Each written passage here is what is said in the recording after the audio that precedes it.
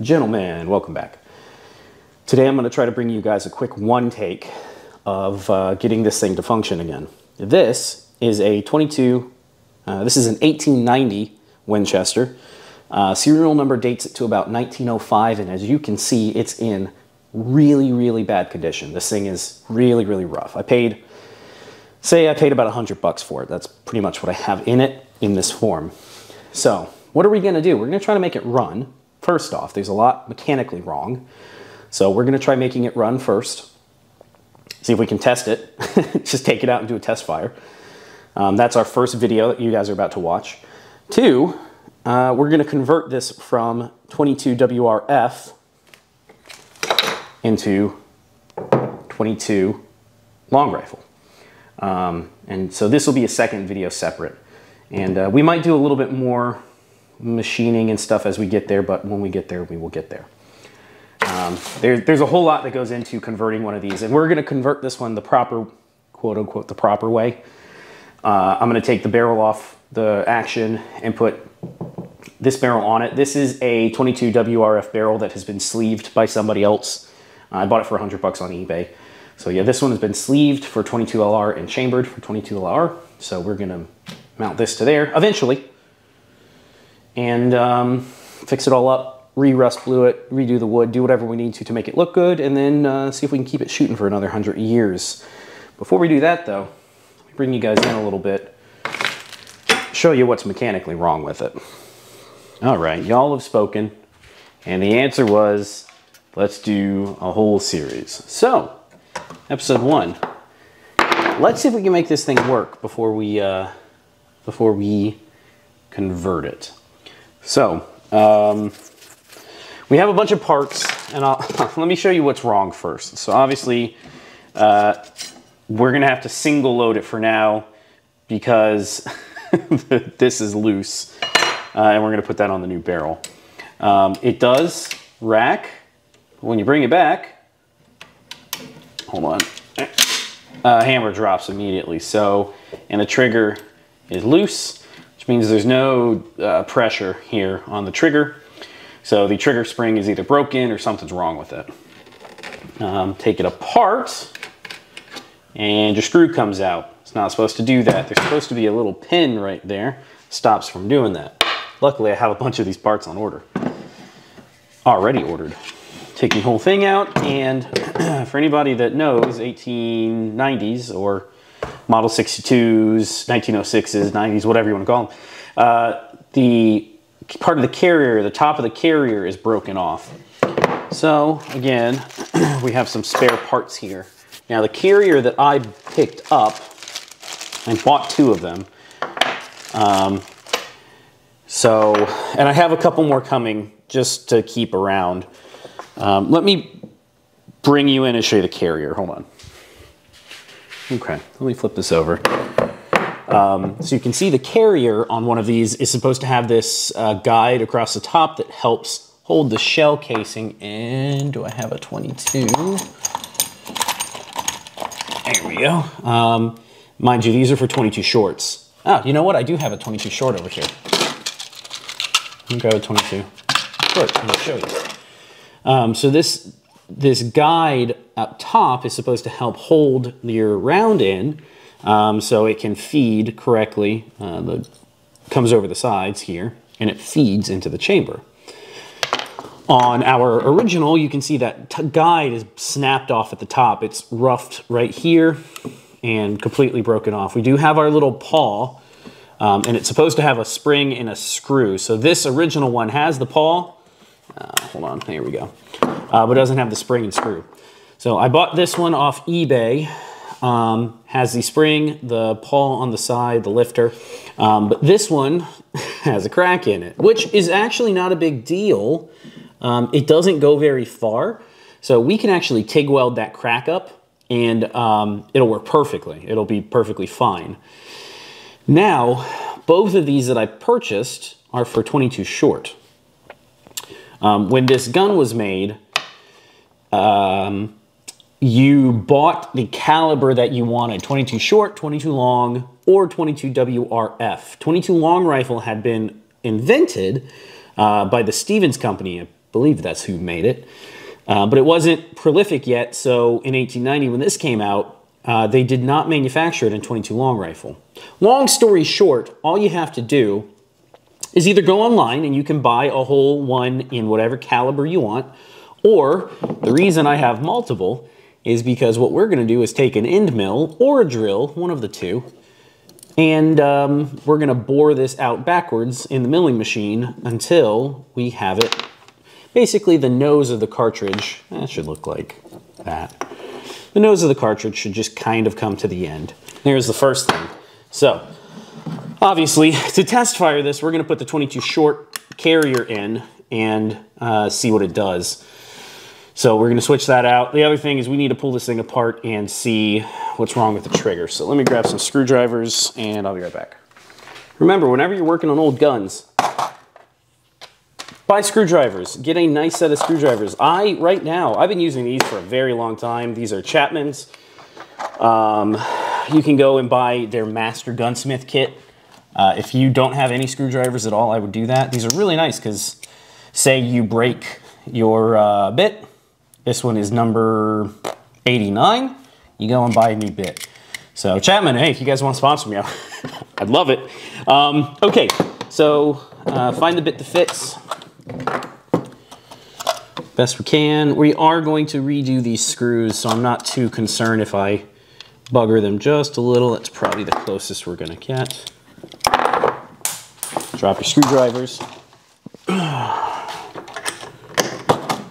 And let's undo this. Let's see what's going on inside the action. Oh, yeah, see, I left a little bright spot. They're gonna get fixed and re-blued anyways. Screw. It comes apart. So this being an older 1890, it has the flat springs. So the newer ones, if you guys ever want to see the 62 Alpha taken apart, I can show you, but that one has a coil spring that moves. This one, the original design had a flat leaf spring. So we are going to, what I'm going to do is just loosen the tension on the leaf spring and bugger that screw even more. You know what, we're gonna take the bushing out. And we're going to use this screw and push that. So this is a bushing that goes one direction. You go from the short, you go from left to right. Pull this bushing out. Your hammer will come out, your lifter will come out, and then this screw is nice and loose. I'm sorry, the spring should be easy enough to bring out. There we go. Like I said, we can fix this screw. We got a couple options. We can try tapping this back in. This one looks like it's been really, really weathered. People still make reproductions and you can still find original screws for this part for the spring here, and they're pretty cheap. So the order of operation here is if you can find it and it's $2 or $3, buy it. If you can find it and it's $5 or $6 as a reproduction, you can go that route. Or if it ever gets to the point where screws cannot be found, you can always TIG weld that seam back up and then take a screw file and file a new slot in. This one, I don't know that we're going to do that. There's so many. They made 700,000 or 800,000 of these over the years, and the parts are interchangeable between most of them. So even if we can't find, oh, well, you can't use this one because that has a, you would have to use one off of a 1906 or a 1890, which is, plenty of them out there, and there's plenty of reproduction, so we might buy that. And it looks like, I don't think the spring is bad. I think the spring is just upside down. Let me bring you guys in so you can see this. You can see down in there, that spring is sitting on the back. It's long enough. I expected it to be broken like right at my pinky nail, but I don't think it is. I think somebody reinstalled it. The other dead giveaway that it's been taken out is this, let me bring it in so you can see.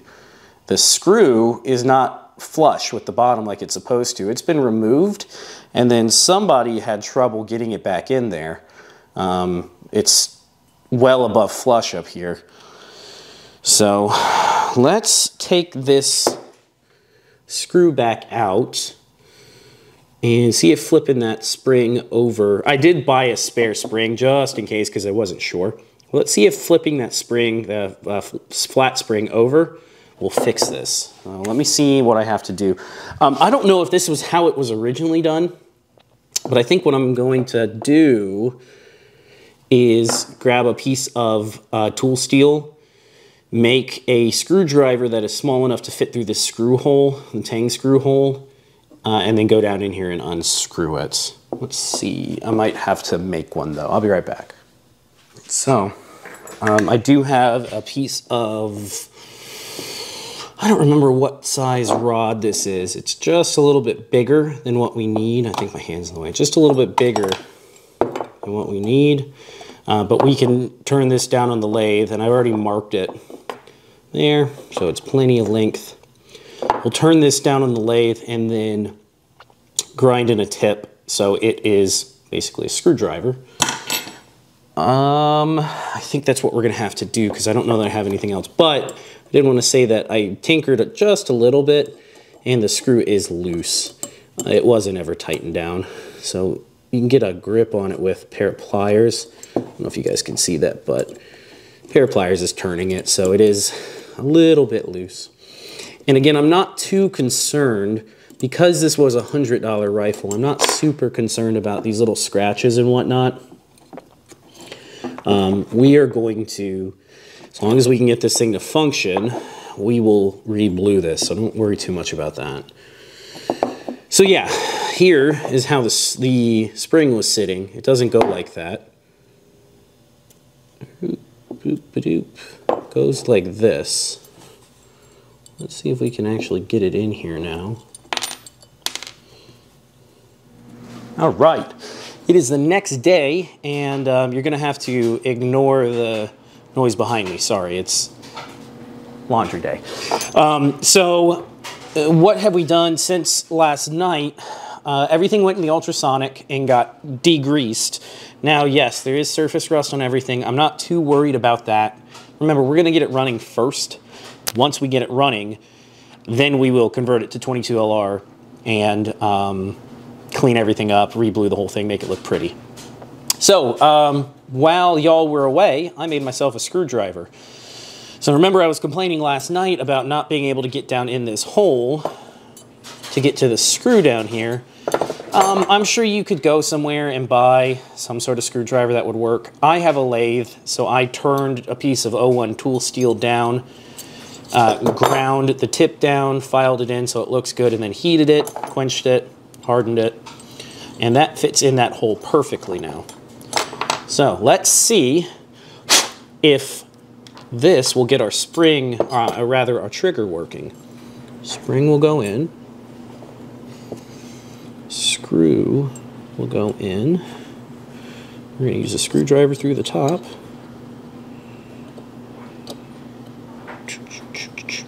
And this seriously was so simple. This took me like 10 minutes. It took me longer to set up the lathe to cut this, centering everything, than it did to actually make this. But now I have a really nice little screwdriver I can use for projects like this.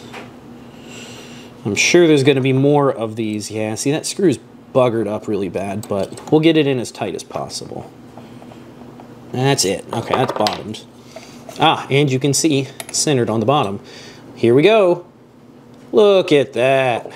It works. So next up, let's get it put back to... Oh, other thing. I'm going to show you guys how, in the future, how you can cut one of these yourselves to depth. But I actually found one on eBay for a very reasonable price that is already... the person who sold it thinks it's already 22LR, the length for 22LR. I just picked it up, and we're just going to run with it. So if you guys want to see me cut one of these, I can always do that. But now that I have it on the way, it'll be here in like a day or two. There's no reason. These parts, again, these parts are so available. There's kind of no reason to... You got to weigh the time versus the money. 50 bucks for one of these in the right caliber saves me like 3 hours worth of work, and that's way more than $50 of my time. So there's your argument. Oh, before I go, let's put it back together and see if it'll kind of function. So I hit record and it didn't record, but you guys didn't miss a whole lot. Got the stock back on. I put the new pump on just so it makes this test easier. This is the original magazine tube with the inner magazine tube holder from my model 62. So let's see. Little snug. We have a 22 short carrier in there, so I'm going to drop a 22 short in. Yes, I know this is not chambered for 22 short, but it's such a low pressure cartridge, I'm not that concerned that we're going to blow the barrel up. And yeah, you'd lose accuracy, all these other things. It doesn't matter. We're going to go pump this into the dirt and make sure it works. All right. Test, ready, hammer down, pump up, nothing, which is kind of what I expect. Now, we should have a round on the carrier. Pump it closed. Didn't go off or anything. Let's take it out real quick and see if we can just pop it. All right, ghetto test in the dirt. 3, 2, 1. Look at that. And it ejects. Boys, we have liftoff. Let me get you back inside and we'll finish up on this. Boys, we got liftoff. That's good news for this thing. That means it can be salvaged. And it does work. It's stiff. I think somebody put a little too much tension up here and squeezed in, so we're gonna have to bow this out just a little bit to get it to smooth itself out. It actually might be stiff back here. I think somebody squeezed it. We can fix that. But this is good news for this gun. That means that it is totally salvageable. We can make this thing run again. What we're gonna need to do, I have a couple parts here, small things. We have a new barrel.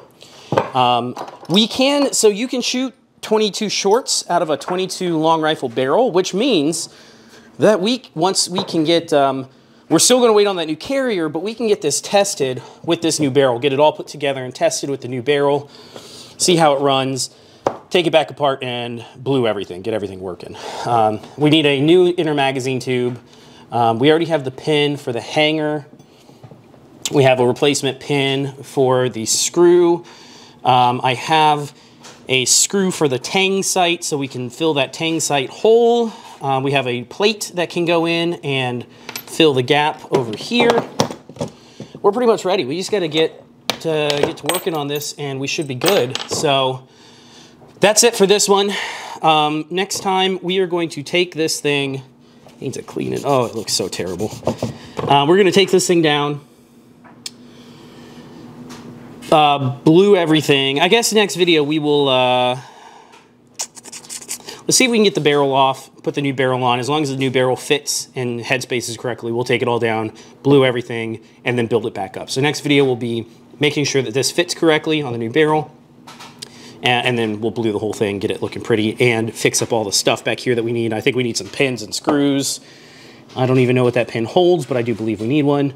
So, there we go. I will catch you guys on the next one. Stay tuned because this one's going to be really fun. We're going to get this one done and going to go take it and have fun with it. All right, I'll catch you guys later.